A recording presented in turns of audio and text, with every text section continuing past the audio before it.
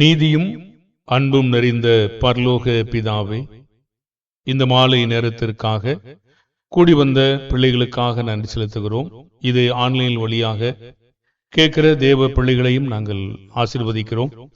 பிதாவே, உம்முடைய வார்த்தைகளை கவனித்து கேட்கிற ஒவ்வொரு பிள்ளைகளையும் நீர் ஆசீர்வதித்து ஞானத்தை தந்து ஆசீர்வதிங்க. உணர்ந்து விடுதலை தரும்படியாய் வேண்டுகிறோம். போதிக்கிற தாசனையும் ஆசீர்வதிக்கும்படியாய் வேண்டுகிறோம். அந்த வார்த்தைகளில் அவர் எங்களுக்காக போதிக்கும் பொழுதும் பிதாவே, நாங்கள் இன்னும் உணர்ந்து கொள்ளவும் உதவி செய்யும்படியாக வேண்டிக் கொள்கிறோம். பிதாவே, ஒவ்வொரு பிள்ளைகளும் இவ்விதமாய் பயிற்சி எடுக்கவும் பழகவும் பிதாவே இந்த வாய்ப்பை கொடுத்திருப்பதற்காக நன்றி செலுத்துகிறோம். பிதாவே, இதை கேட்கிற எங்களுக்கும் ஞானத்தை தந்து இன்னும் உற்சாகம் அடைந்து மற்றவர்களும் போதிக்க பலன் தரும்படியாக கர்த்தராகிய இயேசுவின் நாமத்தில் செபிக்கிறோம் நல்ல பிதாவே, ஆமென்.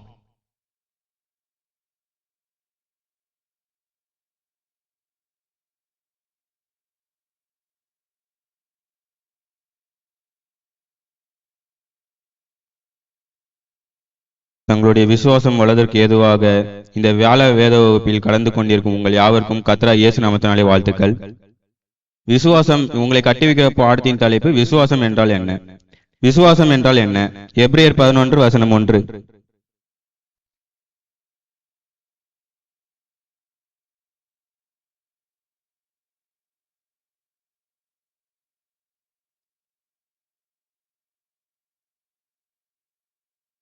விசுவாசமானது நம்பப்படுகளின் உறுதியும் காணப்படாதகளின் நிச்சயமாய் இருக்கிறது. இங்கே முதலாவது விசுவாசம் என்பது நம்பப்படுகிற உறுதியும், இரண்டாவது காணப்படாத நிச்சயமாய் இருக்கிறது. விசுவாசம் இல்லாமல் தேவனுக்கு பிரியமாய் இருக்க முடியுமா? எபிரேயர் 11:6. விசுவாசம் இல்லாமல் தேவனுக்கு பிரியமாய் இருப்பது கூடாத காரியம். ஏனென்றால் தேவனிடத்தில் சேருகிறவன் அவர் உண்டென்றும் அவர் தம்மை தேடுகிறவர்களுக்கு பலன் அளிக்கிறவர் என்றும் விசுவாசிக்க வேண்டும். விசுவாசம் இல்லாமல் தேவனுக்கு பிரியமாய் இருப்பது கூடாத காரியம். விசுவாசத்தை நாம் எதன் மூலமாக பெற்றுக்கொள்கிறோம்? ரோமர் 10:17.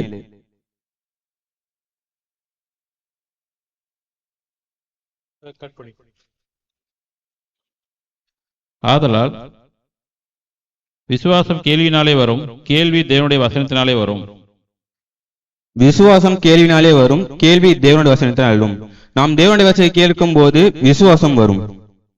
தேவனிடத்தில் நாம் பலனை பெற்றுக்கொள்ள வேண்டுமானால் எவ்வாறு விசுவாசிக்க வேண்டும்? எபிரேயர் 11:6.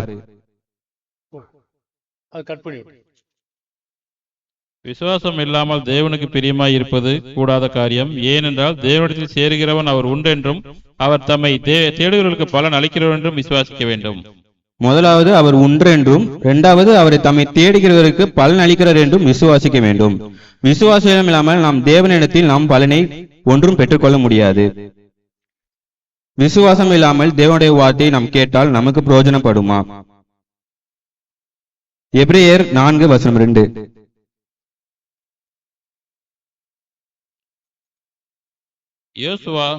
யோசுவா அவர்களை இளைப்பாறுதலுக்கு உட்படுத்தியிருந்தால் பின்பு அவர் வேறொரு நாளை குறித்து சொல்லியிருக்க மாட்டாரே.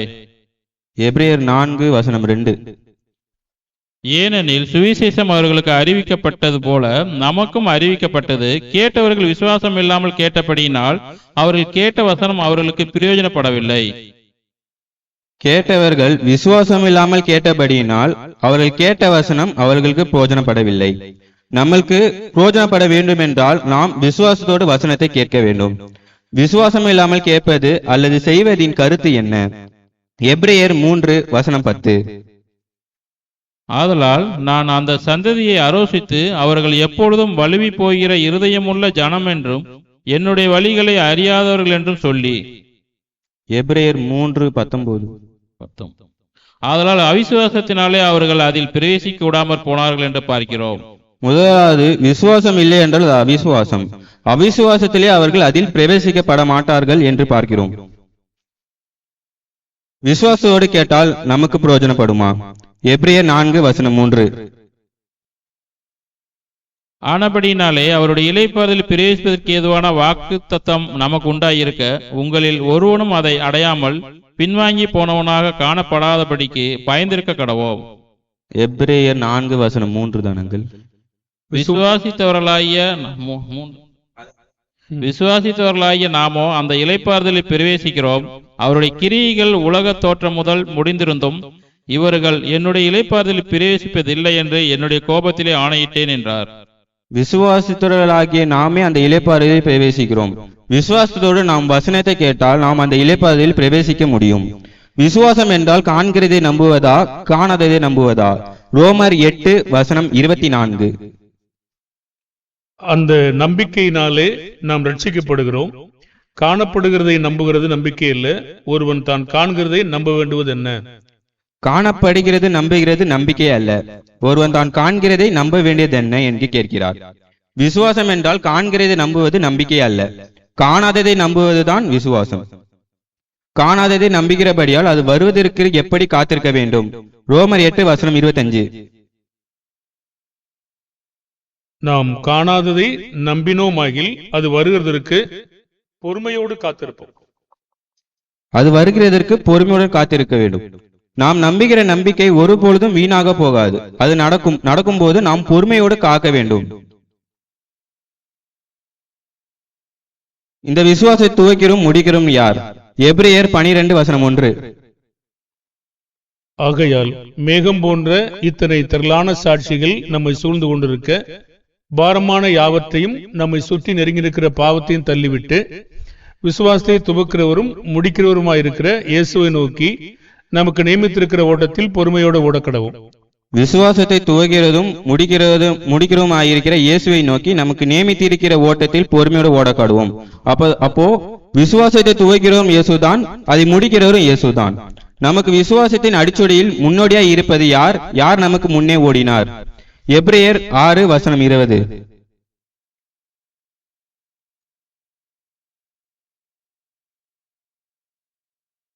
நமக்கு முன்னோடினவராகிய இயேசு மெல்கிசேதேக்கின் முறைமையின்படி நித்திய பிரதான ஆசாரியரை நமக்கு அந்த திரைக்குள் பிரவேசித்திருக்கிறார்.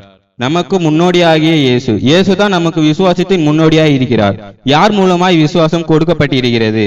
யோவான் 1:17. எப்படியெனில் நியாயப்பிரமாணமும் மோசையின் மூலமாய் கொடுக்கப்பட்டது, கிருபையும் சத்தியமும் கிறிஸ்து மூலமாய் உண்டாயின. கிருபையும் சத்தியமும் இயேசு கிறிஸ்துவின் மூலமாய் உண்டாயின. கிறிஸ்து இயேசுவின் மூலமாய் நம்மளுக்கு விசுவாசம் கொடுக்கப்பட்டிருக்கிறது. ஒருவர் எப்படி ஞானஸ்நானம் பெற்றால் ரட்சிக்கப்படுவார்? மார்க்கு 16:16.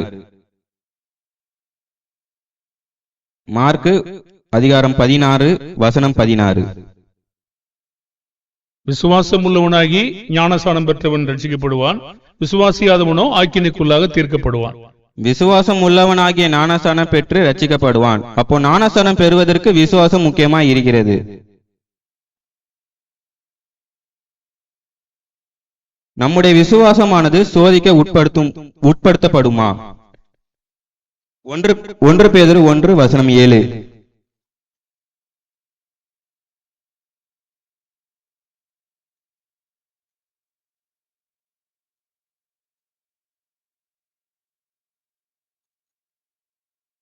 அழிந்து போகிற பொன் அக்கினினாலே சோதிக்கப்படும்.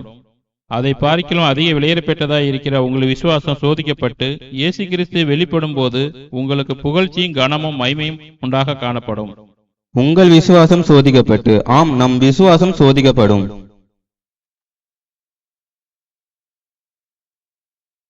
சோதனையில் எது ஒளிந்து போக வாய்ப்பிருக்கிறது? லூக்கா 22:31-32.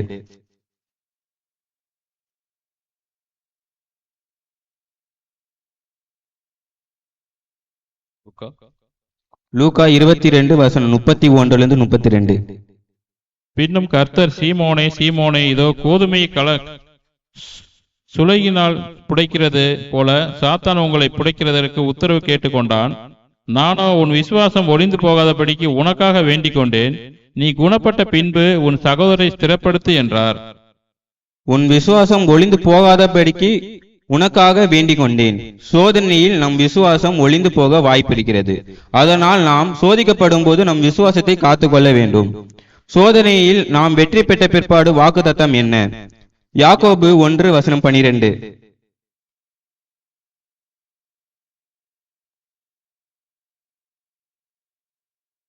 சோதனையை சகிக்கிற மனுஷன் பாக்கியவான், அவன் உத்தமன் என்று விளங்கின பின்பு கர்த்தர் தம்மிடத்தில் அன்பு கூறுகிறவர்களுக்கு வாக்குத்தத்தம் பண்ணின ஜீவகிடத்தை பெறுவான். வாக்குத்தத்தம் பண்ணின ஜீவ கிரீடத்தை பெறுவான். சோதனை சகிக்கிற மனிதனுக்கு வாக்குத்தத்தம் பண்ணின கிரீடம் பெறுவான். நாமும் சோதனை சகிக்க வேண்டும். சோதனை சகித்தால் தேவன் ஜீவ கிரீடத்தை தருவார். தேவ பக்தியாய் நடக்க மனதாய் இருக்கிற யாவருக்கும் என்னவாகும்? 2 தீமோத்தேயு 3:12.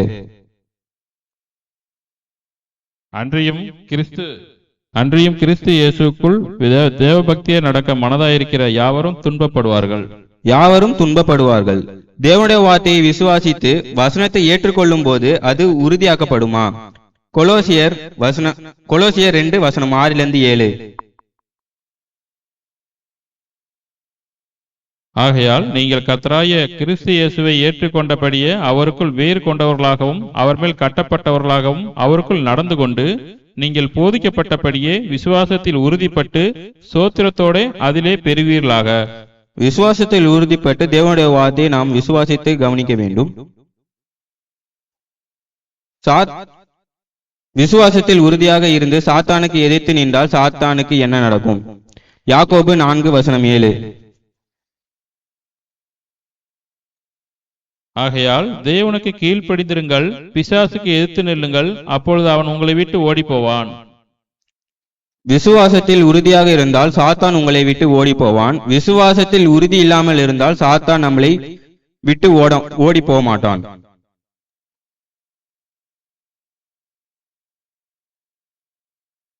நாம் பிழைக்க வேண்டுமானால் நாம் எப்படி வாழ வேண்டும்? அப்போஸ்தலர் 2:4.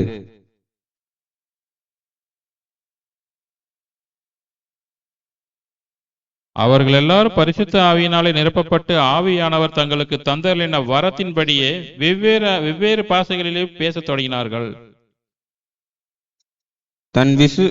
அப்போஸ்தலர் 2:4 தான் அங்கிள். 2:4. அவர்கள் எல்லாரும் பரிசுத்த ஆவியினாலே நிரப்பப்பட்டு ஆவியானவர் தங்களுக்கு தந்தருளின வரத்தின்படியே வெவ்வேறு பாஷைகளிலே பேசத் தொடங்கினார்கள். 2:4.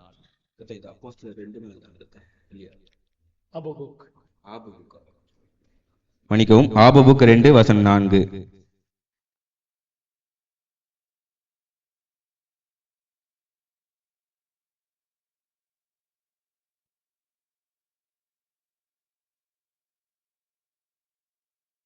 ரதங்கள் தெருக்களில் கடகடவென்றோடி வீதிகளில் இடசாரி வலதுசாரி வரும். அவைகள் தீவெட்டிகளைப் போல விளங்கி மின்னல்களைப் போல வேகமாய் பறக்கும். மறுபடியும் எடுத்து படிங்க. அது இல்ல.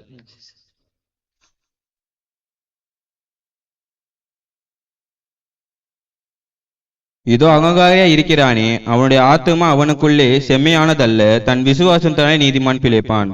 நாம் பிழைக்க வேண்டும் என்றால் விசுவாசத்தோடு நாம் இருக்க வேண்டும். ஆபிரகாம் என்ன செய்த போது தேவனுடைய சிநேகிதன் என்று எண்ணப்பட்டான்? யாக்கோபு 2:23.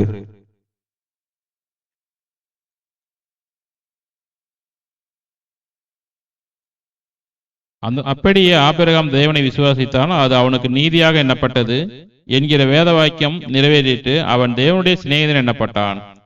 ஆபிரகாம் தேவனை விசுவாசித்த போது அவனுக்கு நீதியாக எண்ணப்பட்டது. நாம் தேவனுடைய பிள்ளைகளாக வேண்டுமானால் என்ன செய்ய வேண்டும்? யோவான் 1:12. அவருடைய நாமத்தின் மேல் விசுவாசம் உள்ளவராய் அவரை ஏற்றுக்கொண்டவர்கள் எத்தனை பேர்களோ அத்தனை பேர்களும் தேவனுடைய பிள்ளைகளாகும்படி அதிகாரம் கொடுத்தார். அவருடைய நாமத்தினாலே விசுவாசம் உள்ளவர்களாய் அவரை ஏற்றுக்கொண்டவர்களுக்கு எத்தனை பேர்களோ அத்தனை பேர்கள் தேவனுடைய பிள்ளைகளாகும்படி.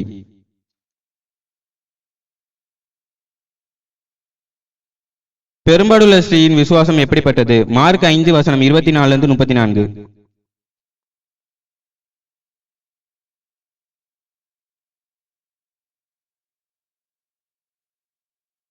அவளை பார்த்து, மகளே, உன் விசுவாசம் உன்னை ரட்சித்தது. நீ சமாதானத்தோட போய் உன் வேதனை நீங்கி சுகமாயிரு என்றார். மார்க் 5:24-34 வரை. அவர் அவனோட கூட போனார். திரளான ஜனங்கள் அவருக்கு பின் சென்று அவரை நெருக்கினார்கள். அப்பொழுது 12 வருஷமாய் பெரும்பாடுள்ள ஒரு ஸ்திரீ அநேக வைத்தியர்களால் மிகவும் வருத்தப்பட்டு தனக்கு உண்டானவைகளை எல்லாம் செலவழித்தும் சற்றாயிலும் குணமடையாமல் அதிக வருத்தப்படுகிற பொழுது இயேசுவை குறித்து கேள்விப்பட்டு, நான் அவருடைய வஸ்திரங்களை ஆயிலும் தொட்டால் சொஸ்தமாவேன் என்று சொல்லி ஜனக்கூட்டத்துக்குள்ளே அவருக்கு பின்னாக வந்து அவருடைய வஸ்திரத்தை தொட்டாள். உடனே அவளுடைய உதிரத்தின் ஊறல் நின்று போயிற்று. அந்த வேதனை நீங்கி ஆரோக்கியமடைந்ததை அவள் தன் சரீரத்தில் உணர்ந்தாள். உடனே இயேசு தம்மில் இருந்து வல்லமை புறப்பட்டதை தமக்குள் அறிந்து ஜனக்கூட்டத்துக்குள்ளே திரும்பி, என் வஸ்திரங்களை தொட்டது யார் என்று கேட்டார். அவருடைய சீசர்கள் அவரை நோக்கி, திரளான ஜனங்கள் உம்மை நெருக்கிக் கொண்டிருக்கிறதை நீர் கண்டும் என்னை தொட்டது யார் என்று கேட்கிறீரே என்றார்கள். இதை செய்தவளை காணும்படிக்கு அவர் சுற்றிலும் பார்த்தார். தன்னிடத்திலே சம்பவித்ததை அறிந்த அந்த ஸ்திரீயானவள் பயந்து நடுங்கி அவர் முன்பாக வந்து விழுந்து உண்மையை எல்லாம் அவருக்கு சொன்னாள். அவர் அவளை பார்த்து, மகளே, உன் விசுவாசம் உன்னை இரட்சித்தது. நீ சமாதானத்தோட போய் உன் வேதனை நீங்கி சுகமாயிரு என்றார். இங்கே 12 வருஷம் உள்ள பெரும்பாலுள்ள ஸ்ரீ அநேக வைத்தியரை பார்த்தும் தனக்கு உண்டானவை எல்லா செலவழித்தும் சற்றும் குணமடையாமல் இருந்தால், இயேசுவை குறித்து அவள் கேள்விப்பட்டு அவள் தொட்டால் மட்டும் சொஸ்தமாவேன் என்று அவள் விசுவாசத்தோடு இருந்து, விசுவாசத்தோடு மட்டும் இல்லாமல் கிரியையோடு அவள் போய் இயேசுடைய வஸ்திரத்தை தொட்டாள். அதுக்கு இயேசு என்ன சொன்னார்னா, உன் விசுவாசம் உன்னை ரட்சித்தது. நீ சமாதானத்தோடு போய் உன் தேவனை நீக்கி சுகமாயிரு என்றார். நம்முடைய விசுவாசம் தேவனுக்காக இருக்க வேண்டும். தவறான விசுவாசம் இருக்கக்கூடாது. இந்த பாடத்தின் முடிவு என்ன என்று பார்ப்போம். முதலாவது, நம்ம எல்லோருக்கும் விசுவாசம் ஏன் முக்கியமா இருக்கிறது? ஏனென்றால் விசுவாசம் இல்லாமல் நாம் தேவனுக்கு பிரியமா இருக்க முடியாது. இரண்டாவது, தேவனுக்கு பிரியமா இருக்க வேண்டுமானால் நமக்கு விசுவாசம் அவசியம். சந்தேகப்படாமல் விசுவாசிக்க வேண்டும். தேவனத்தில் பெற்றுக்கொள்ள வேண்டுமானால் நாம் முழு விசுவாசம் உடையவர்களாய் இருக்க வேண்டும். ஆபிரகாமின் விசுவாசம் உடையவர்களாய் இருந்தால் அவருடைய நீதியை பெற்றுக்கொள்ளலாம். விசுவாசம் இல்லாமல் தேவனை பிரியப்படுத்த முடியாது. விசுவாசமே நம்முடைய அஸ்திபாரம். விசுவாசத்தின் மேல்தான் நமது ஆவிக்குரிய வாழ்க்கை கட்ட வேண்டும். விசுவாசத்திற்கு தான் சோதனை வரும். விசுவாசத்தில் தான் நாம் நிலைத்திருக்க வேண்டும். ஆகவே இன்றைய நாளில் நாம் விசுவாசத்தில் நிலைத்திருப்போம். விசுவாசத்திலே பெருகுவோம். விசுவாசத்திலே விருத்தியாக ஜெபிப்போம். விசுவாசத்தினாலே பிழைத்திருப்போம். விசுவாசமே உலகத்தை ஜெயிக்கிற ஜெயம். ஆகவே இயேசு விசுவாசித்து வெற்றி பெற்றது போல நாமும் விசுவாசித்து பாவத்தின் மேல் வெற்றி பெற்று அவருக்கு பிரியமான பிள்ளைகளாய் வாழ்வோம். இது என்னுடைய முதல் பிரசங்கம். பிழை இருந்தால் மன்னிக்கவும். பேசும்படி ஞானத்தை கொடுத்த தேவனுக்கு நன்றி. நான் பிரசங்கம் செய்வதற்கு என்னை உற்சாகப்படுத்தின சபையின் மூப்பருக்கு நன்றி. கேட்ட உங்களுக்கு நன்றி. தேவனாமே அனைவரையும் ஆசீர்வதிப்பாராக.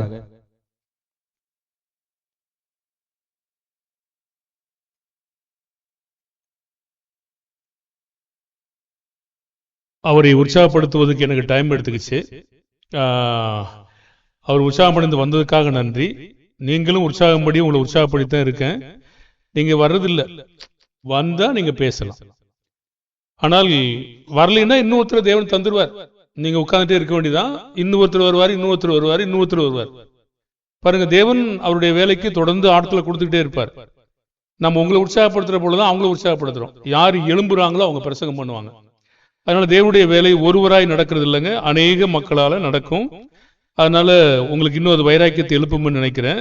சரி, பேசின சகோதரனுக்கு நம்ம பாராட்டுக்களை தெரிவித்துக் கொள்வோம். கர்த்தர் இன்னும் அவர் அதிகமாய் வளர்க்கட்டும். இன்னும் அதிகமான பிரசங்கத்தை செய்வதற்கு அவருக்கு பலன் கிடைக்கட்டும்.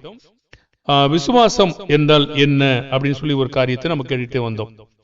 அப்ப அது நம்பப்படுகிற உறுதி, காணப்படாதவருடைய நிச்சயம். விசுவாசம் இல்லாம ஒருவர் தேவனுக்கு பிரியமா இருக்க முடியாது.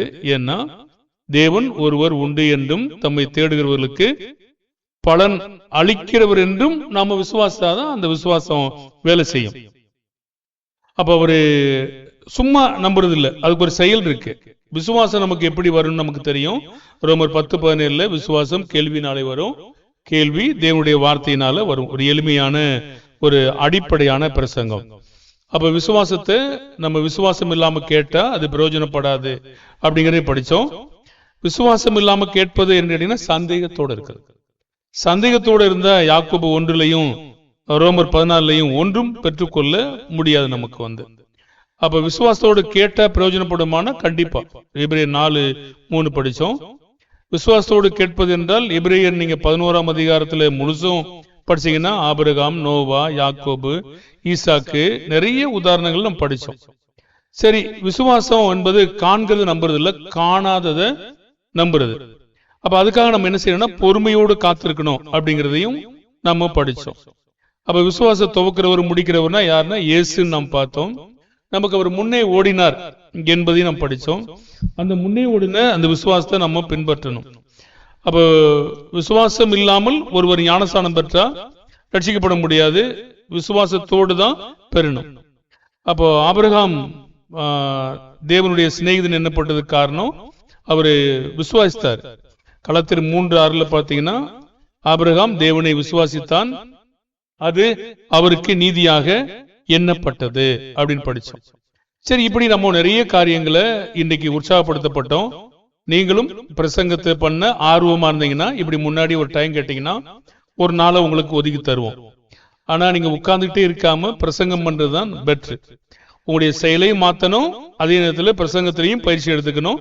அப்படி கேட்டீங்கன்னா உங்களுக்கு பிரசங்கம் அந்த மாதிரி தயார் பண்ணி தருவோம். நீங்க தயார் பண்ணதே பேச முடியாதுங்க. ஒரு பிரசங்க ஓட்டம் என்பது ஒன்று ஓடிக்கிட்டு இருக்கோம், அது நீங்க என்னோடு வந்தா மட்டும்தான் அந்த யோசனையை புரிஞ்சுக்கிற முடியும். உங்களுக்கு தோதா நீங்க மாத்திக்கலாம், வசனங்களை மாறி மாறி நீங்க போட்டு வேலை செய்யலாம். அந்த விதமா நீங்க கருத்துக்களை நிறைய அமைக்கலாம். விசுவாசம் கண்டிப்பா சோதனைக்கு உட்படுத்தப்படும் என்று பார்த்தோம். அது அழிந்து போகிற பொன் அக்னினாலே சோதிக்கப்படும், அதை பார்க்கலும் விலையேறப்பெற்ற நம்முடைய விசுவாசம் சோதிக்கப்பட்ட பின்னாடி அது மகிமையும் புகழ்ச்சியும் நாம காணப்படும். அப்ப விசுவாசம் ஒளிந்து போகாதபடிக்கு நம்ம ஜெபிக்கணும். ஏன்னா பேதுருவுக்கு அப்படி அவ்வாறு சொல்லப்பட்டது. சோதனையில வெற்றி பெற்ற பிற்பாடு நமக்கு வாக்குத்தத்தம் பண்ணப்பட்ட ஜீவ கிரீடம் நமக்கு கிடைக்கும். இப்ப தேவபக்தி நடந்தா நமக்கு துன்பம் இருக்கும், அதெல்லாம் நிலைத்திருந்தா மட்டும்தான் முடியும். அதுல உறுதியான செய்ய நம்ம இருக்கணும். அப்போ சாத்தான் நமக்கு அநேக அக்னி ஆஸ்திரங்கள் எதிர்ப்பான். சோர்வை கொண்டு வருவான், அதை ஆயத்தம் பண்ண விடாம சோம்பேறியாக்குவான். இதெல்லாம் நிறைய நேரம் இருக்கு, உங்களுக்கு எல்லாம் நிறைய நேரம் இருக்கு. அப்போ யாரையும் கட்டாயப்படுத்தி திணிச்சு நம்ம கொண்டு வர முடியாது. அவருக்கு கொடுத்து நாளாயிடுச்சு, இதுக்கு 2 வாரத்துக்கு மேல போச்சு. அவரு திணிக்கிறது எல்லாம் கிடையாது. அவர் எப்போ அவர் விரும்புறாரோ அப்போ வேலை செய்யட்டும். ரெடின்னா ஓகே வரலாம், அது மாதிரி நீங்க ரெடினா வரலாம். இது மாதிரி தான் நம்ம உற்சாகப்படுத்தப்படுகிறோம். திணிச்சு வான்னா ஒண்ணு புரியாது, அவங்க என்ன பேசுவாங்க ஒண்ணு பேச தெரியாது. அப்ப இதை எதிர்த்து நிக்கிறதுக்கு நமக்கு சர்வாயுத வர்க்கங்கள் எடுத்துக்கொள்ளணும். எபேசியர் 6:16 பொல்லாங்க நீயும் அக்னி ஆஸ்திரங்கள் எல்லாம் அவித்து போடத்தக்க எல்லாவற்றுக்கும் மேலாக விசுவாசம் என்னும் கடகத்தை நம்ம பிடிச்சாதான் அதை அவிச்சு போட முடியும். நோவா காணாத நம்பினாரு, ஆபிரகாம் அநேக ஜாதிகளாவது நம்புவதற்கு ஏதுவில்லாத இருக்கிற நம்பிக்கையோட அவர் விசுவாசிச்சாரு. இவனுடைய விசுவாசத்தினுடைய ஆசீர்வாதம் என்ன? இளைப்பாறுதலில் பிரவேசித்தாங்கன்னு பார்த்தோம். அப்ப ஆபிரகாமுடைய விசுவாசத்தை பின்பற்ற நமக்கு கட்டளை இருக்கிறது, அதை நம்ம தொடர்ந்து பின்பற்றணும். விசுவாசத்துடைய பட்டியல் நமக்கு இருக்கிறது, அது திரளான சாட்சிகள் நமக்கு இருக்கிறது. அப்ப தேவனுடைய வார்த்தையை நம்ம எதற்காக கொடுத்தாருன்னா அடையாளங்கள் அற்புதங்கள்லாம் எதுக்கு செஞ்சாருன்னா நம்ம கவலையற்றிருக்க கூடாது. அப்போ இது மாதிரி தாவீது, யோசுவா காலத்துல இப்படி நிறைய காரியங்கள் இருக்கு. அவர் கொஞ்சம் தான் பேசியிருக்காங்க, நிறைய பேசல. சரி, இது வரைக்கும் பேசின வரைக்கும் அவர் சிறப்பா பேசியிருக்காரு, அவரை பாராட்டுகிறோம் சபையின் சார்பாக, நன்றி. தொடர்ந்து அவர் இன்னும் பேசி அவர் தொடர்ந்து பலப்படுத்தப்பட நம்ம தொடர்ந்து சபையார் செபிக்கும்படி கேட்போம். மற்றவர்களும் உற்சாகமடைய உங்களை நாங்கள் பாராட்டுகிறோம். கர்த்தர் உங்களோடு கூட இருப்பார். நம்ம அநேக மக்களுக்காக செபிக்கணும். கிருபா வந்திருக்கிறது சந்தோஷம். ஆனா இன்னும் அடுத்த முறை வரும்போதும் கணவரை கூப்பிட்டு பாருங்க, வருவாங்க. சரி, இப்படி இருக்கிற நேரங்களில் நாம கர்த்தருடைய வார்த்தையை கேட்கிற பிள்ளைகள் ஆசீர்வதிக்கப்பட்டவர்கள், இதை ஆன்லைன்ல கேட்கிற பிள்ளைகளும் ஆசீர்வதிக்கப்பட்டவங்க. இப்படி நீங்க ஒரு பிரசங்கமா ஆயத்த பண்ணுங்க. தாழ்மையின் பண்ணலாம், பொறுமையின் பண்ணலாம், நம்பிக்கையின் பண்ணலாம், விசுவாசம் பண்ணலாம், இரக்கம் பண்ணலாம், சாந்தம் பண்ணலாம், சமாதானம் பண்ணலாம், அன்புன்னு பண்ணலாம். எத்தனை காரியங்கள் இருக்கு. நீங்க கொஞ்ச நேரம் பேசிட்டு விட்டீங்கன்னா பிறகு நாங்க பாதியை தொடர்ந்து உங்களுக்காக பேசுவோம். இதெல்லாம் பயிற்சி எடுத்துக்கொள்ளலாம். நீங்க பயிற்சி எடுத்துக்கிட்டீங்கன்னா அருமையான காரியமா இருக்கும். ஞாயிற்றுக்கிழமை மாலை எடுக்கலாம், இப்ப எடுக்கலாம். இப்படி சில காரியங்களை எடுத்துக்கிட்டீங்கன்னா கர்த்தரால் நீங்க ஆசீர்வதிக்கப்படுவீங்க. இப்படி நிறைய காரியங்களை ஊழியத்துல நீங்க ஒத்துழைப்பு தர்றீங்கன்னு அதனால கர்த்தர் புரிந்து கொள்வார். கேட்கறது மட்டும் இல்ல, புதைச்சு வைக்க கூடாது. கேட்டுட்டு பிரசங்கம் பண்ணும். என்னை போன்றுதான் பிரசங்கம் பண்ண தேவன் எதிர்பார்க்கல. உங்களால் என்ன உங்களுக்கு தாளந்த திறமை இருக்கிறதோ அது போன்று நீங்க பண்ணதுக்கு தேவன் உங்களை வரவேற்கிறாரு. கர்த்தரால் ஆசீர்வதிக்கப்படுவீங்க. நம்ம ஜெபிப்போமா?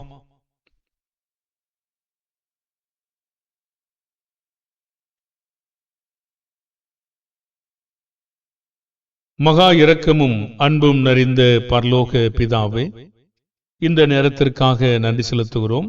இந்த நாளிலே நீர்தாமே உமது பிள்ளைகளை ஆசீர்வதித்து அந்த பிள்ளைகளுக்கு வேண்டிய ஞானத்தை தந்து அவர்கள் இங்கே கூடி நாங்கள் விசுவாசத்தில் வளருவதற்காக, உறுதிப்பட்டவர்களாய் இருப்பதற்காக, பிழைப்பதற்காக, இளைப்பாறுதல் பிரவேசிப்பதற்காக, எங்களுடைய பிரயோஜனம் எங்களுக்கு அடைவதற்காக போதித்த சகோதரனையும் அவர் பெற்றோரையும் உடன்பிறந்தவர்களையும் ஆசீர்வதிக்கும்படியாக வேண்டிக் கொள்கிறோம்.